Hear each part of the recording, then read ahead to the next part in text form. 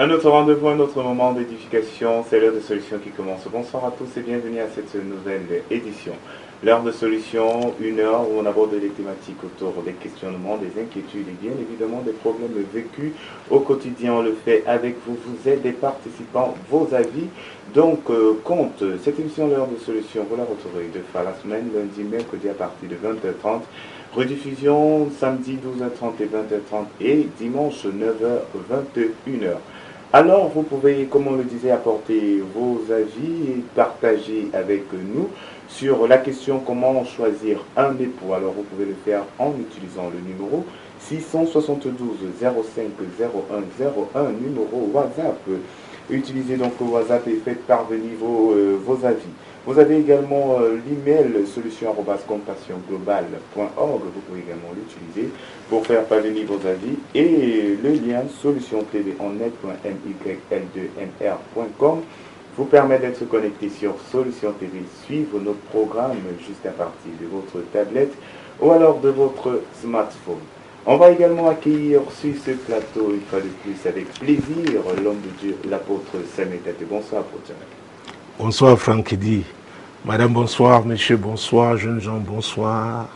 Content de vous savoir là. Voilà, donc, on continue toujours avec notre thème sur le mariage. Et cette fois-ci, c'est la deuxième édition sur la question comment choisir un époux. On va donc prendre ses avis, le temps de planter le décor et on revient pour la suite. Nous vivons dans un monde vraiment, vous-même vous connaissez, le monde des espoirs, le monde de ceci, le monde de cela. Tu ne peux pas rencontrer un homme, là, tu décides que ça c'est le nom, parce que nous vous connaissons.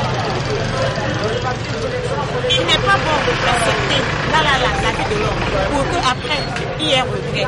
Il faut d'abord vous connaître. Là maintenant, vous allez vous décider et vous allez vous marier.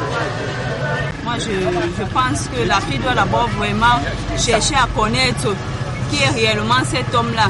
Si c'est quelqu'un, c'est un homme responsable qui s'aventure vers elle. Parce qu'il y a plusieurs hommes aussi dehors, franchement, le dehors est risqué. On doit vraiment prendre des précautions pour aller où on va. Pour connaître, elle doit côtoyer cet homme. Commencer l'amitié, une amitié tout simplement comme copain-copine. Prendre même les renseignements. C'est un peu tout ce que j'ai à dire. Donc, moi je pense que c'est le dialogue pour commencer. Il ne doit pas être orgueilleux. Parce que quand il y a l'orgueil là, les problèmes s'installent. Et moi je pense que l'homme ne doit pas aussi montrer le côté financier, d'être attiré. D'abord montrer son amour envers la personne qu'il veut. Quand je conseille les filles, quand ils veulent faire le choix de leur partenaire, ils ne regardent pas ce que la personne a, ce qu'il est, mais ils regardent d'abord la personnalité. J'aime ma personne telle qu'il est, même si l'argent elle est prête.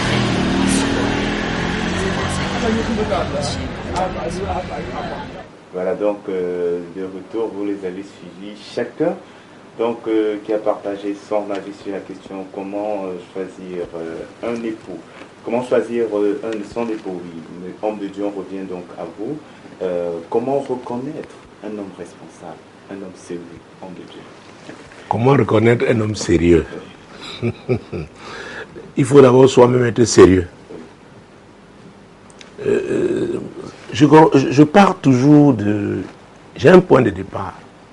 La personne qui veut se marier, elle-même, doit être sérieuse. Parce que le mariage est quelque chose de sérieux. C'est très important. Parce que plus souvent, les gens réclament des choses, ils ne sont pas prêts, n'est-ce pas, à donner. Ils ne sont pas prêts à contribuer. On exige de l'autre. Ça commence par soi-même.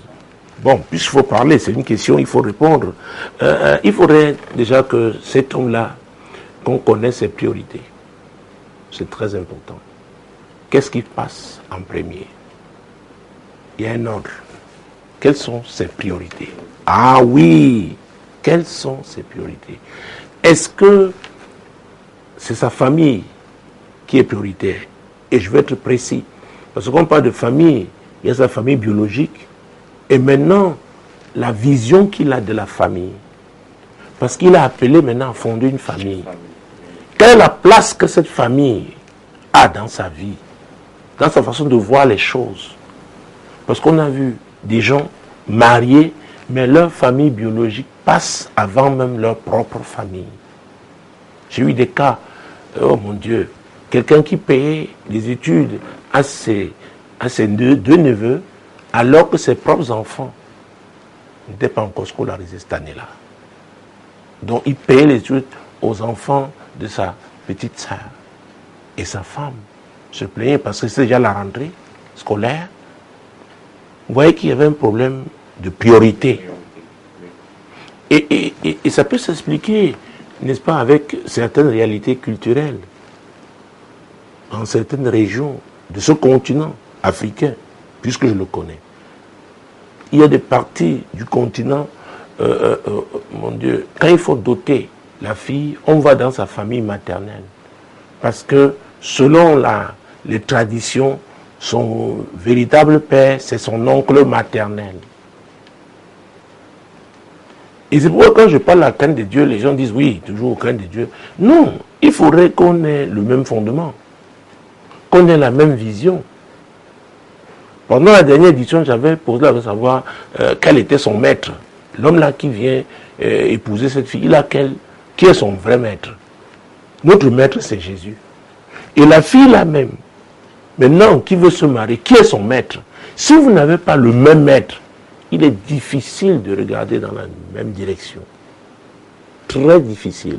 On ne peut pas servir deux maîtres à la fois. La lumière et les ténèbres ne peuvent pas marcher ensemble. Ce n'est pas possible. Les gens essayent de tricher, mais ils sont rattrapés après. Ils sont rattrapés après. Donc, nous avons parlé des priorités.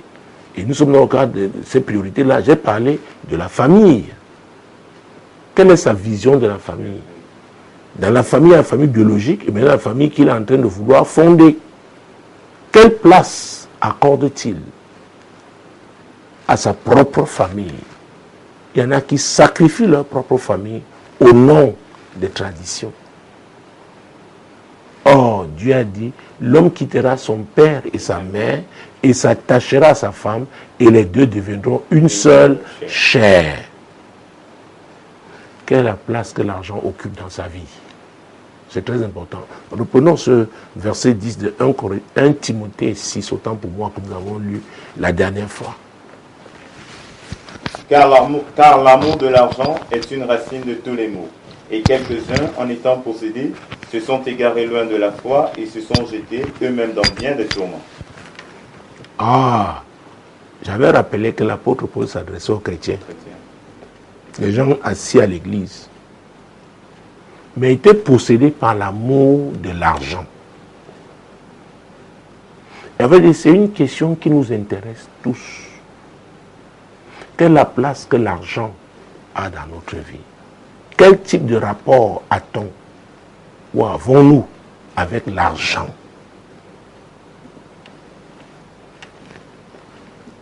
Sur cette planète Terre, j'ai rencontré des gens qui étaient prêts à tout sacrifier pour l'argent. Et quand vous avez affaire à de telles personnes, vous devez faire très attention. Même si elles peuvent être hypocrites parce qu'elles veulent se marier, ces personnes-là, mais il y aura des moments où Dieu permettra, si vous êtes sincère, que ça se manifeste. C'est pourquoi il faut être sincère. C'est pourquoi il faut avoir choisi la vérité. C'est très important. Il faut avoir choisi la vérité. Parce qu'il y a une différence entre la vérité et le mensonge. Jésus est la vérité. Et le père du mensonge, c'est qui? C'est le diable. Que ce soit très clair. Les gens veulent tricher, on veut jongler, on veut manipuler les pasteurs pour se marier, on fait semblant, on est hypocrite. On apprend, on est rattrapé. La question est de savoir comment reconnaître un homme sérieux. La femme là, elle-même doit être sérieuse. Elle doit être sincère. Elle doit savoir ce qu'elle veut. Il s'agit de sa vie. J'avais dit pendant la dernière édition que l'argent était important, mais l'argent ne devait pas être notre maître. L'argent doit être notre serviteur.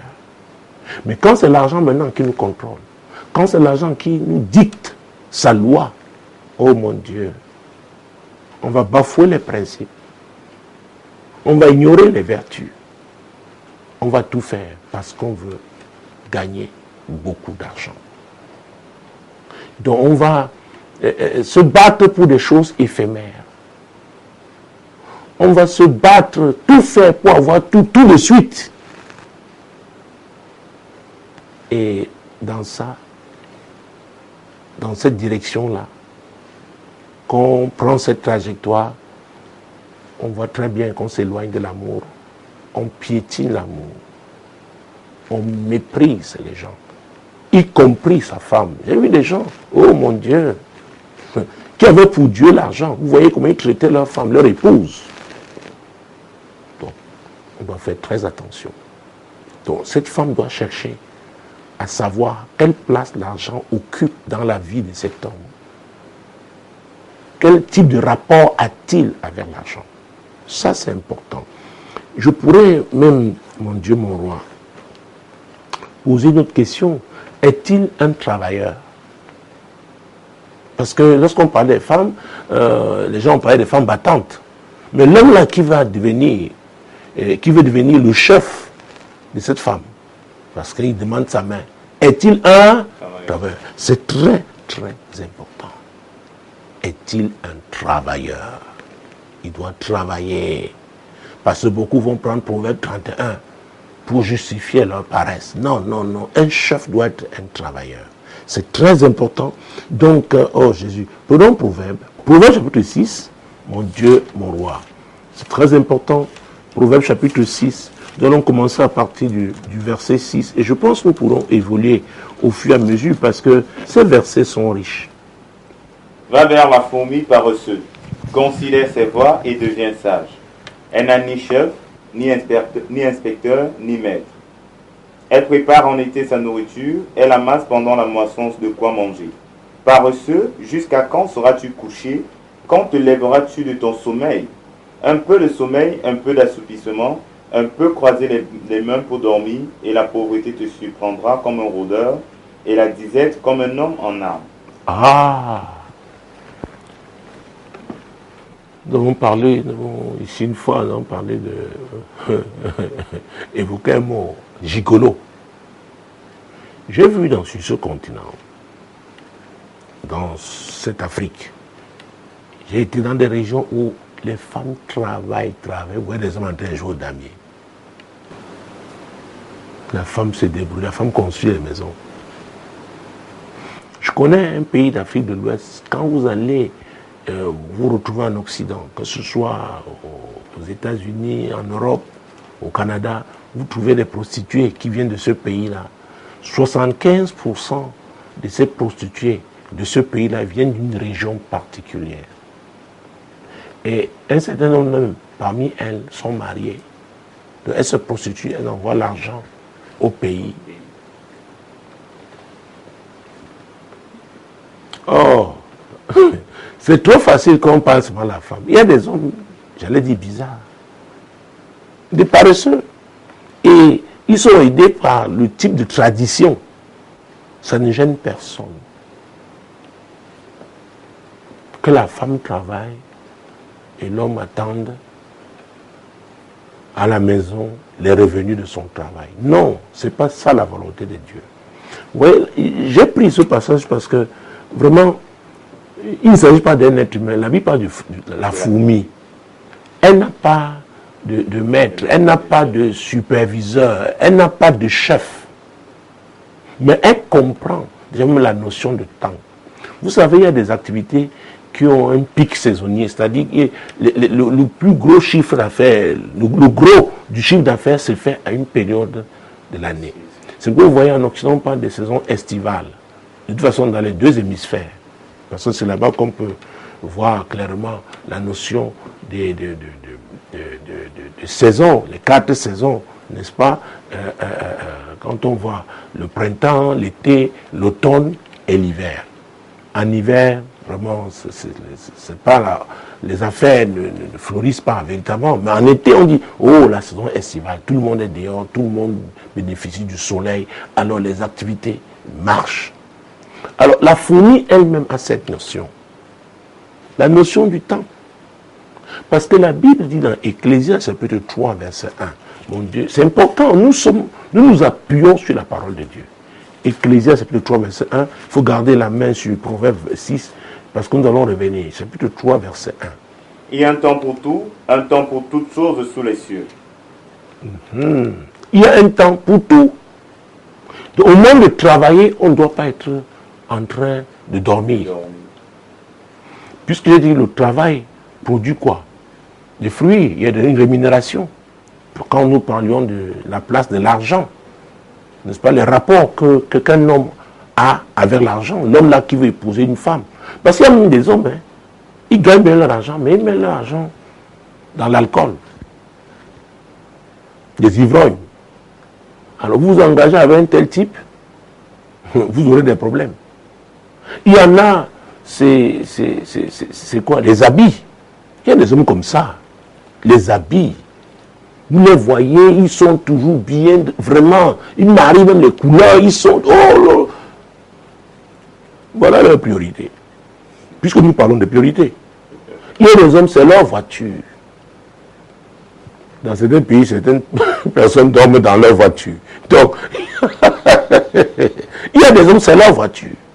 Donc, si la voiture a un problème et que la femme a un problème, non, la voiture passe avant la femme, avant la famille. C'est très important, je suis en train de dire. Parce que elles nous arrivent, ces femmes-là, oh, pleurant, oh, vraiment, je ne sais pas, mon Dieu, comment on s'est marié à l'église, on nous avait béni, on devait... Non, non, non, non. C'est pas parce que vous êtes marié à l'église. Vous devez vous asseoir, réfléchir, analyser, prier et attendre de Dieu pour recevoir. Il y a des choses pour lesquelles on n'a même pas besoin de prier parce que c'est évident. Écoutez, ma modeste expérience de la vie peut me permettre quand même de pouvoir classifier les gens quand je les vois, comment ils sont mis, leur train de vie et par rapport à leur rémunération. Et tout de suite voir qu'il y a un décalage. Donc, il y a un problème quelque part. Il y a un problème quelque part. Parce que si vous avez par exemple un homme qui veut vous épouser et qui a des problèmes pour payer son loyer, ça dit le même problème d'organisation. Comment est-ce qu'il s'organise avec ses revenus? Parce que le loyer fait partie des priorités. Parce que, mon Dieu, il faut avoir des problèmes partout, mais être sûr quand même que là où on va passer sa nuit, on va dormir, passer son week-end, que ce sera de façon paisible. Alors, si là, vous ne pouvez pas être en paix parce que vous ne payez pas les loyers, il y a un problème. Un tel homme qui veut se marier, il vous amène où? Vous savez, je suis quelqu'un de pragmatique. Je suis concret. On ne doute plus de ça. Je suis un intercesseur. Je suis un homme de prière. Mais j'ai appris aux gens à prier et pouvoir ouvrir les yeux et regarder. Analyser. Analyser les faits. Parce que nous, les gens disent, il faut prier. Oh, papa, je croyais que par la foi, il va croire. Non, je crois qu'il devait changer. Ce que tu as vu là, tu as dit qu'il croyait qu'il devait changer. Et Dieu a permis que tu vois. Et c'est Dieu qui t'a même engagé comme ça. Maintenant, on veut les prières miracles. Qui vont transformer un homme qui, depuis 20 ans, a sa façon de fonctionner. Tu l'as trouvé, il n'a jamais changé. Et tu as accepté, tu t'es engagé. Et maintenant, tu veux remuer ciel et terre. Qu'on abandonne toutes les autres personnes qui ont des problèmes pour s'occuper de toi.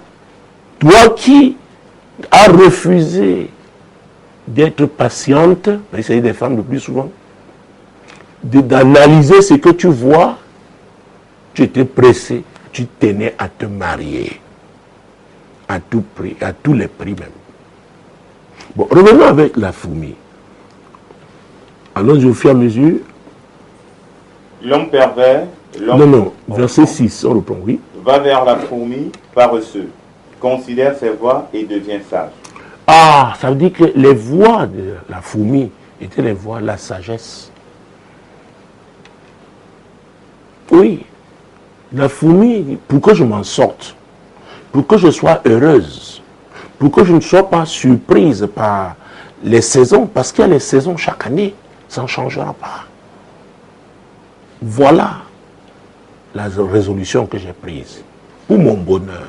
On travaille à son bonheur. C'est quoi il dit, il faut s'aimer. Le Seigneur a dit, aime ton prochain comme toi-même. Et je ne sais pas comment on peut demander aux gens qui ne s'aiment pas d'aimer d'autres. C'est très difficile. Ça, j'ai fait la différence avec l'égoïsme. Hein? Je ne parle pas l'égoïsme. Très bien. Continuons. Et devient sage. Donc, on peut devenir sage. Alors, ça peut nous poser un problème. Nous pouvons voir une autre qualité ici. Est-ce que cet homme est ouvert au changement positif? Ça peut être une qualité. Ça peut être une qualité. Quelqu'un comme ça qui est ouvert, donc quand on lui fait une remarque pertinente, il tient compte. Ça veut dire qu'il est aussi comment? Humble. L'humilité précède la gloire. Continuons. Elle n'a ni chef, ni inspecteur, ni maître. Oui. Elle prépare en été sa nourriture, elle amasse pendant la moisson de quoi manger. Ah ah. Donc elle travaille dur pendant l'été. Vous voyez, c'est que bientôt c'est l'automne. Les feuilles vont commencer à tomber. Et comment on va évoluer vers l'hiver, n'est-ce pas? La durée du jour sera plus courte. Et les nuits seront plus longues. Et le pic, c'est pendant l'hiver. Notamment à la période du solstice, n'est-ce pas, d'hiver. La fourmi le sait. Donc apprendre la sagesse. Est-ce qu'il est souvent ouvert pour apprendre? Continuons. Paresseux, jusqu'à quand seras-tu couché? Quand te lèveras-tu de ton sommeil? Un peu de sommeil, un peu d'assouplissement, un peu croiser les mains pour dormir. Et la pauvreté te surprendra comme un rôdeur, et la disette comme un homme en armes. Ah ah.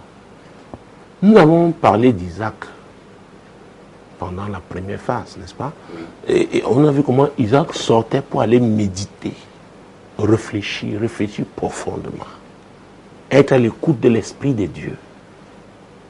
Oh mon Dieu, mon roi. Pour voir comment s'organiser, ses projets. C'est très important. Maintenant, nous sommes au verset combien? 12, oui. L'homme pervers, l'homme inique, marche la fausseté dans la bouche.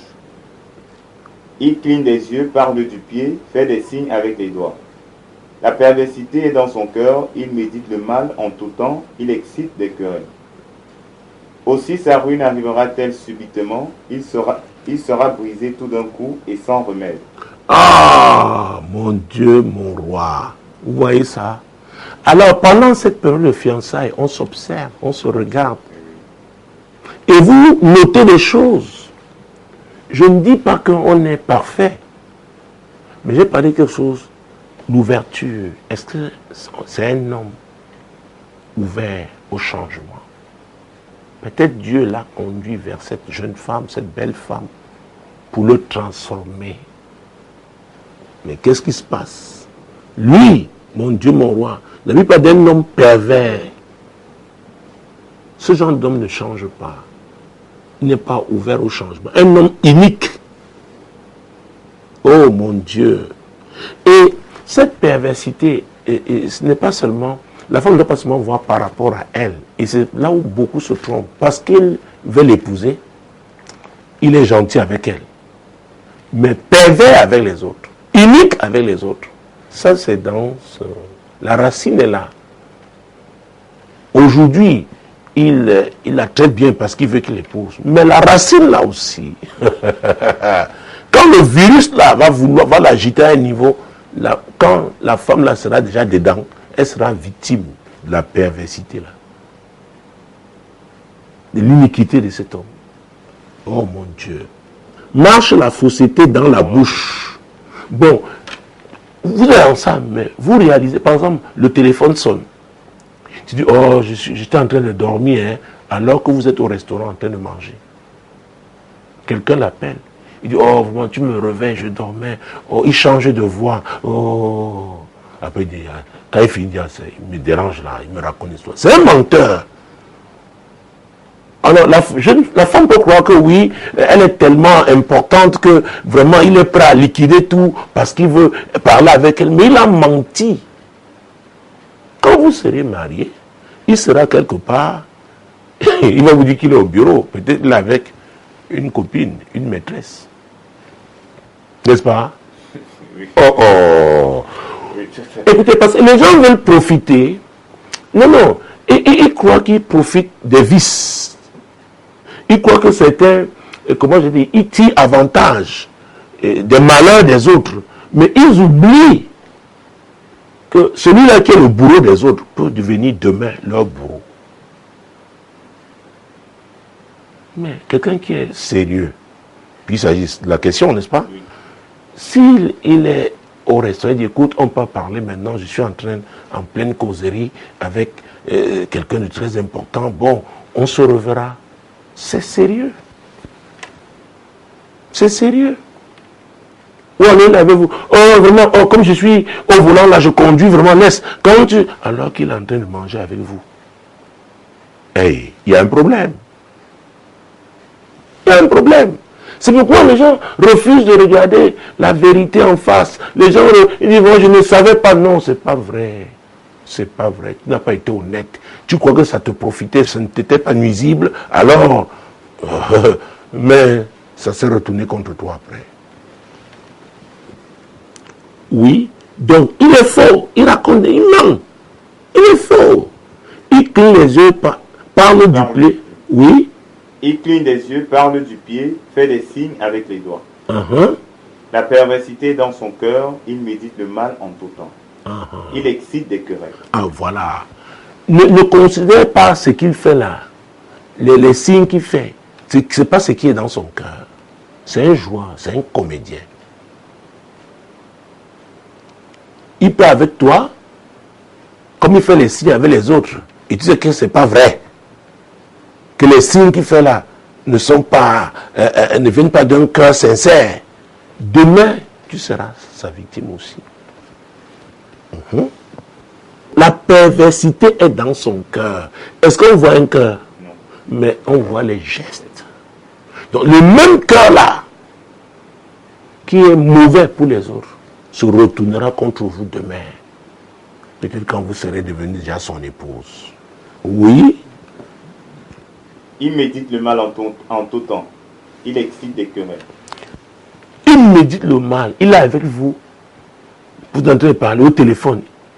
Il fait des coups bas aux gens. C'est l'homme qui est au contre la situation. Il manipule les gens, il dresse les uns contre les autres. Vous êtes sa fiancée. Vous ne tenez pas compte de ça.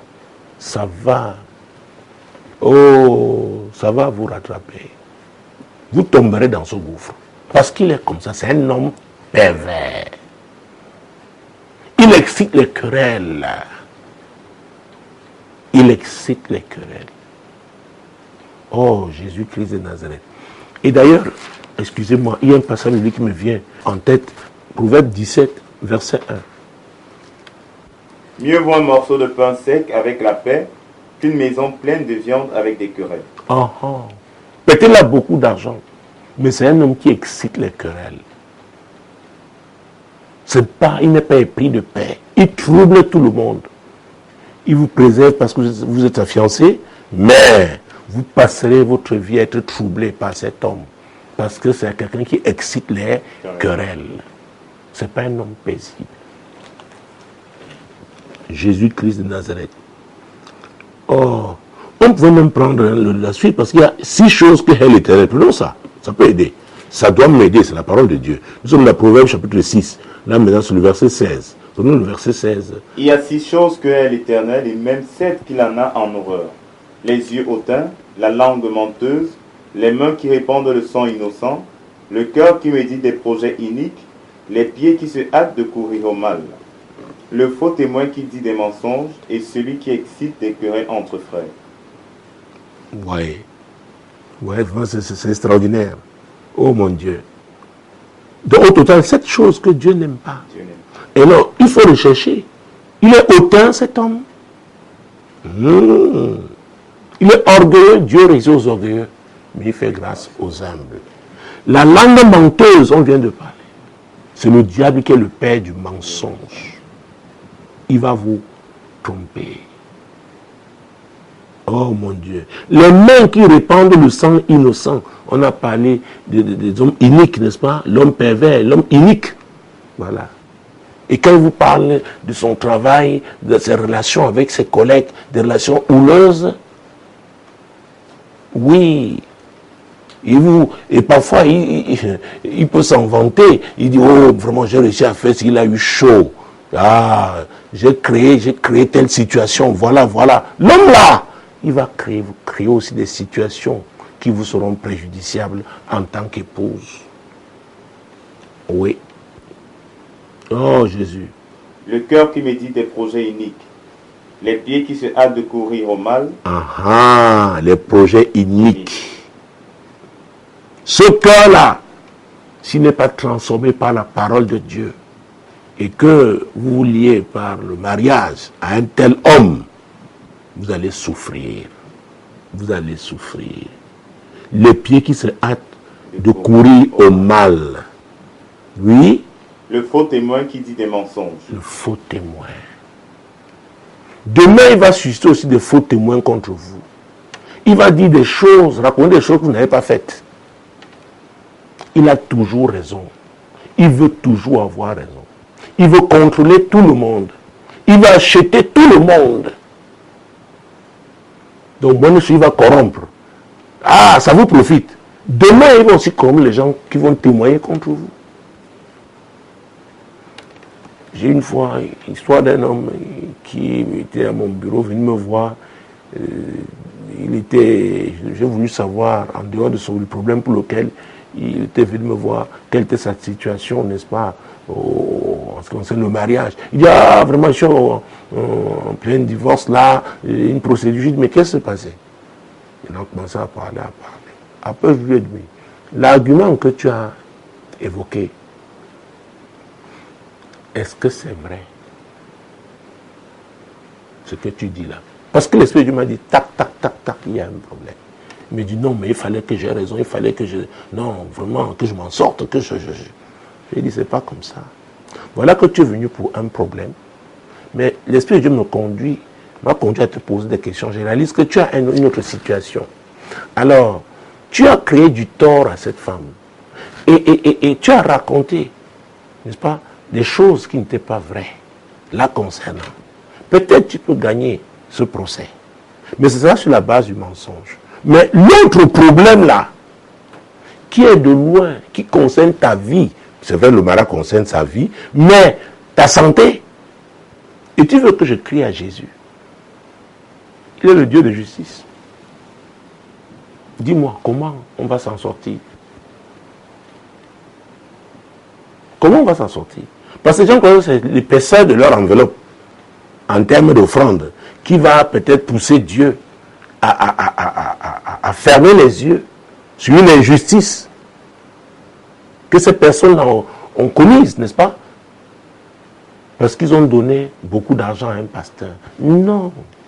Je lui ai dit, c'est pas comme ça. C'est pas comme ça. Va réfléchir sur cette situation. Il vient me voir. Il est parti.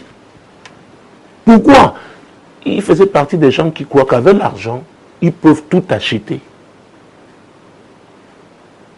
Or, ce que Dieu nous a donné en tant que ses serviteurs, d'ailleurs, pour tout être humain, c'est une affaire de grâce.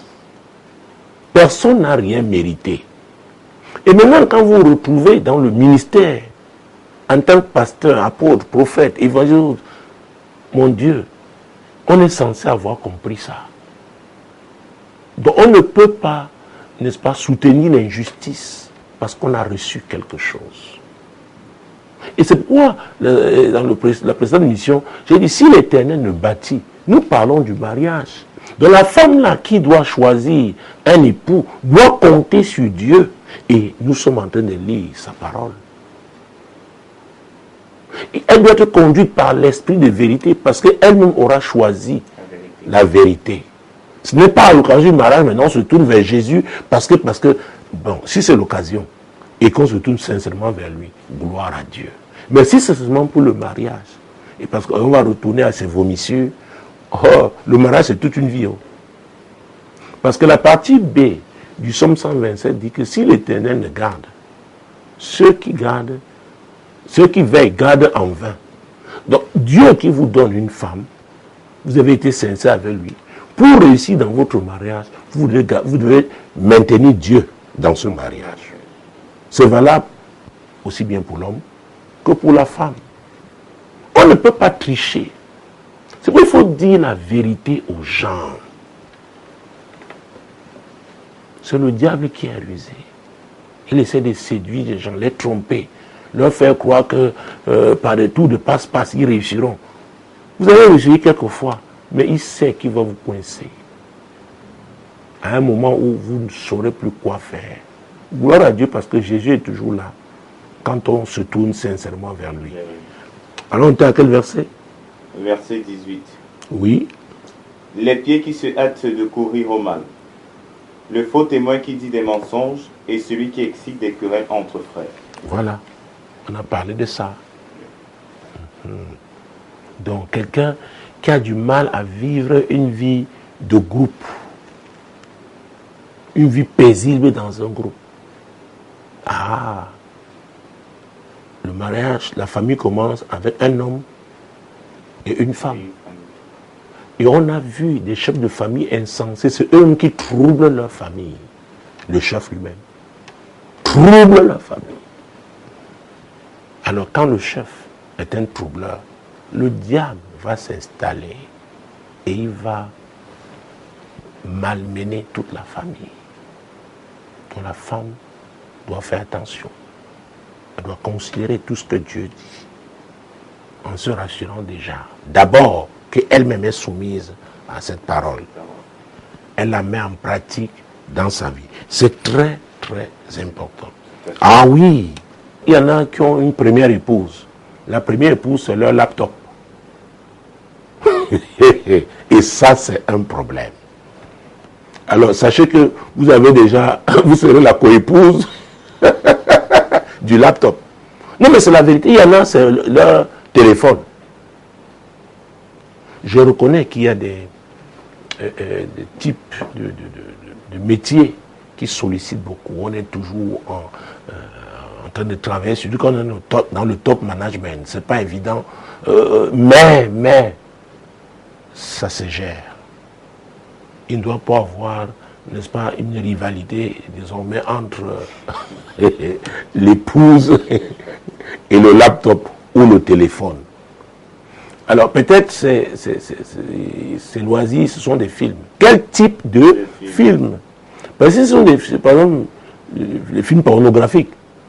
Sachez que vous aurez certains défis. La femme là aura des défis particuliers par rapport à ce type.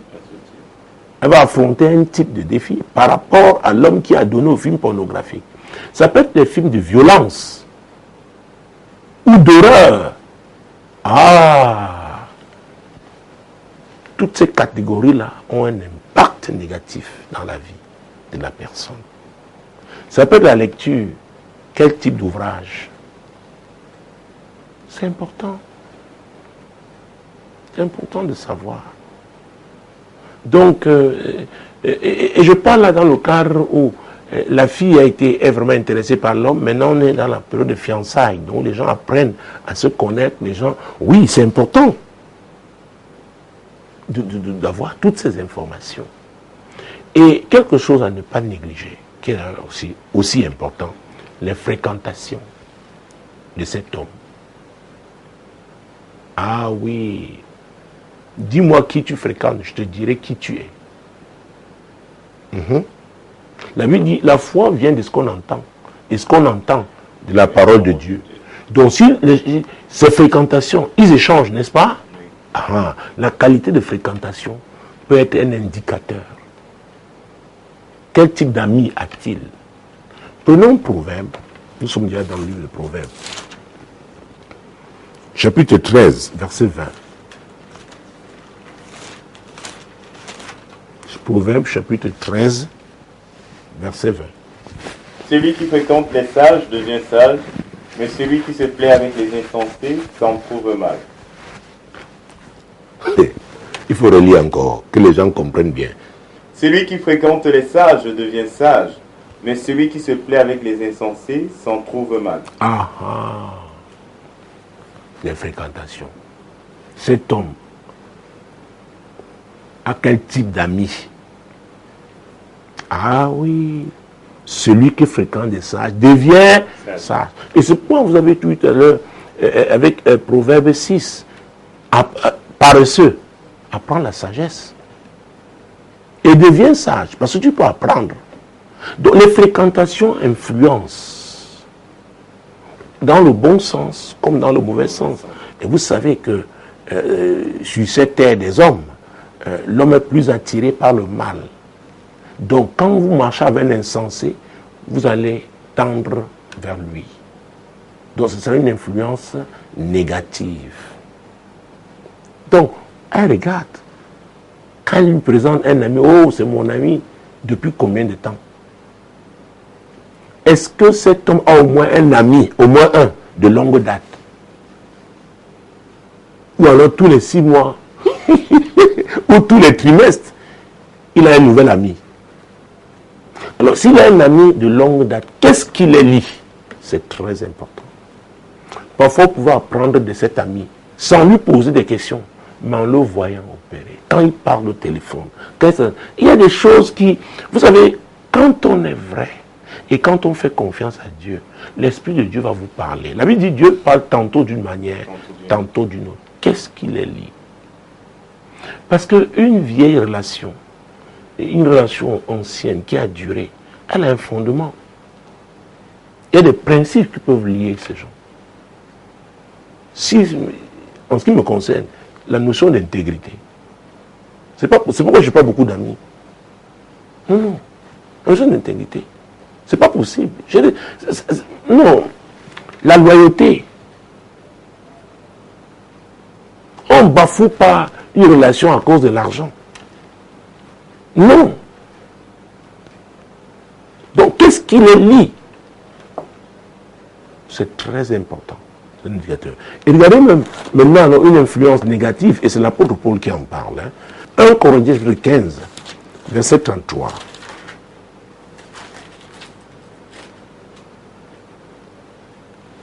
Ne vous y trompez pas, les mauvaises compagnies corrompent les bonnes mœurs.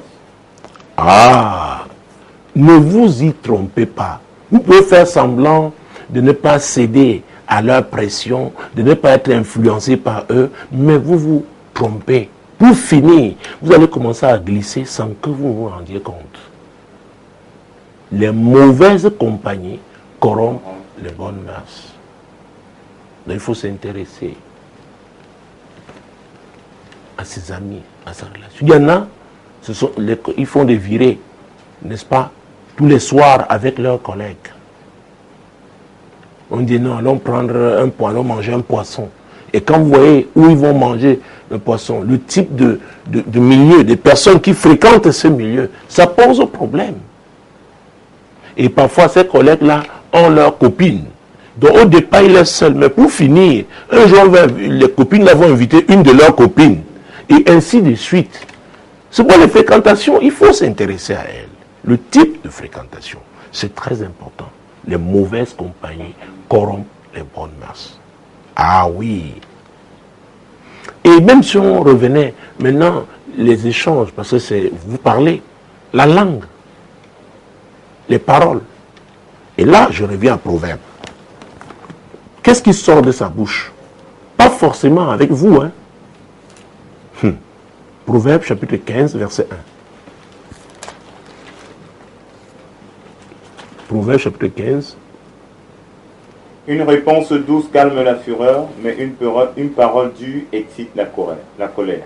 Ah, j'ai pas le téléphone. Vous êtes en train de manger quelque part ou de prendre un verre ou un thé. Quelqu'un appelle. La façon de répondre.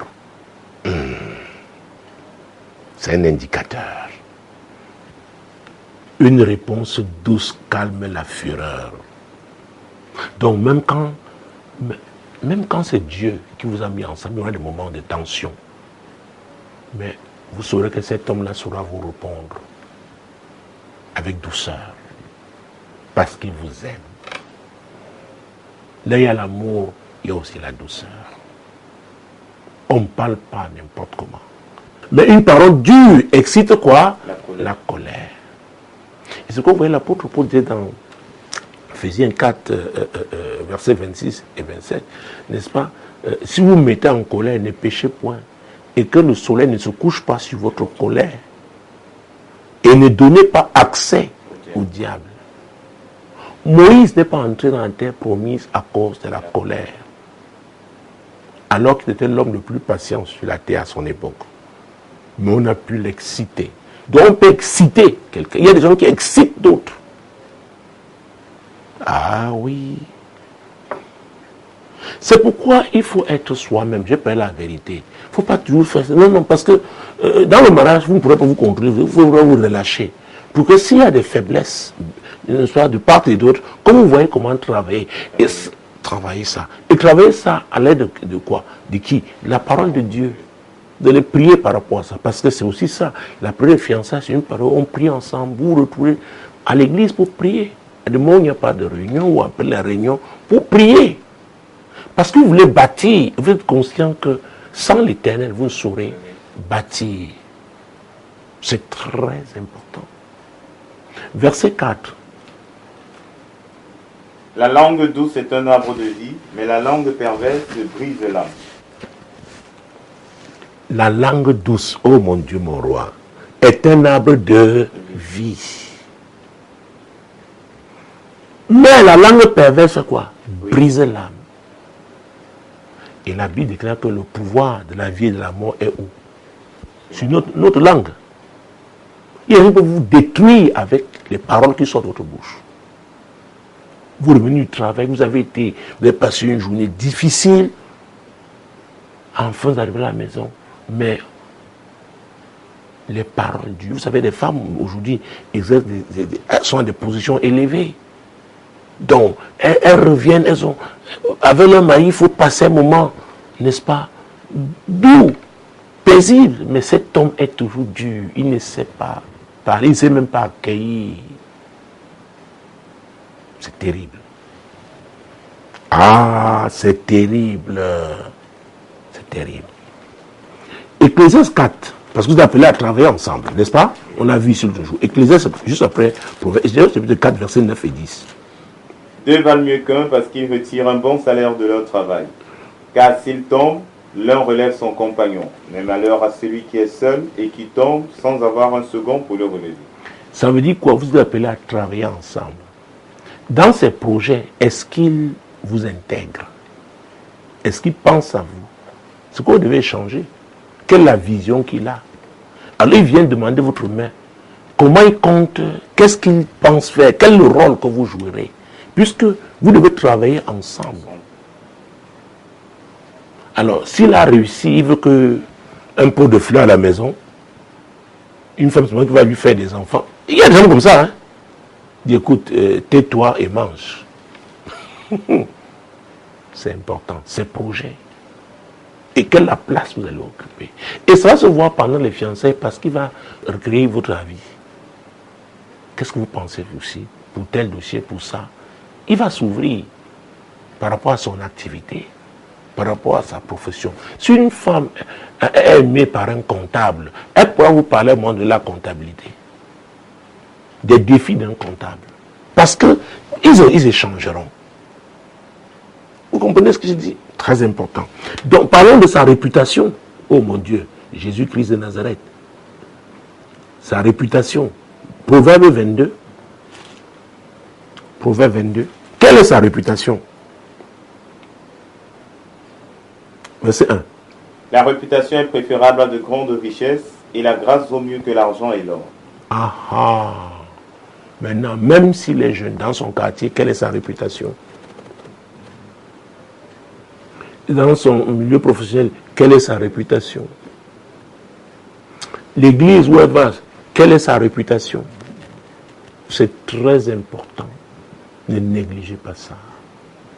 La réputation est préférable à de grandes richesses. Il y a des gens qui ont de grandes richesses, mais sont invivables. Donc, je crois que j'ai répondu comment à cette question. Oui. Ouais, parce que je vois le temps qui est entré. Hein? Voilà. Donc, très édifiant de Dieu. Autre préoccupation de Dieu, nous avons suivi donc certaines qui disent qu'il faut étudier l'homme, connaître sa personnalité. Combien de temps le test peut-il durer? Alors, c'est une question difficile parce que la Bible nulle part a parlé de la durée des fiançailles. C'est pourquoi j'insiste toujours sur la crainte de l'Éternel. Quand vous craignez Dieu, c'est lui qui guide vos pas. Et pour nous, les chrétiens, Jésus avait dit quelque chose de très important dans Jean chapitre 16, versets 12 et 13. J'ai encore beaucoup de choses à vous dire, mais vous ne pouvez pas les porter maintenant. Quand le Consolateur sera venu, l'Esprit de vérité, il vous conduira dans toute la vérité, car il ne parlera pas de lui-même, mais il dira tout ce qu'il aura entendu, et il vous annoncera les choses à venir. Il vous conduira dans toute la vérité. C'est très important. C'est ce que le Saint-Esprit fait. Il vous conduira dans toute la vérité. Vous savez pourquoi? Prenons un verset, 1 Corinthiens chapitre 2, verset 10.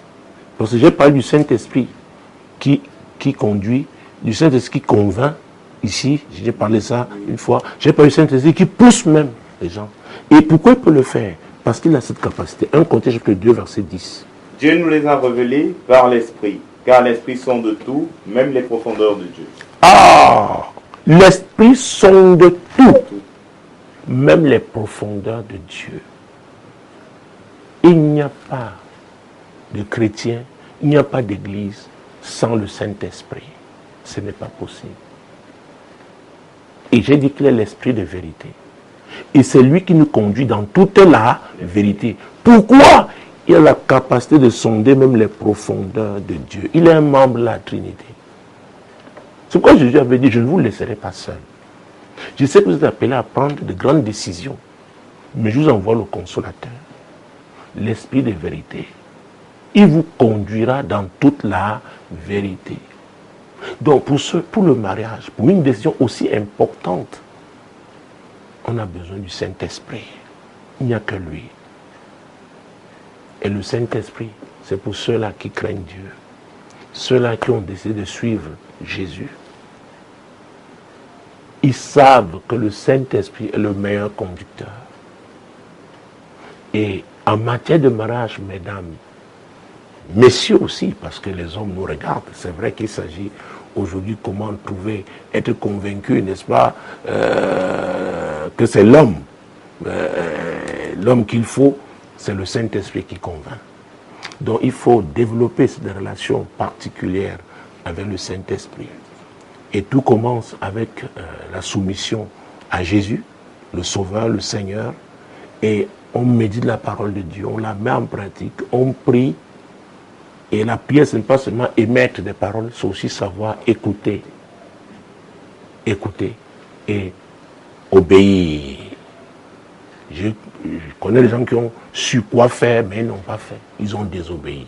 Voilà ce que je pouvais dire. Donc en matière de temps, combien de temps pour chaque chose? Le Saint-Esprit connaît le temps favorable. Il sait combien de temps ça peut durer. Et c'est lui qui convainc.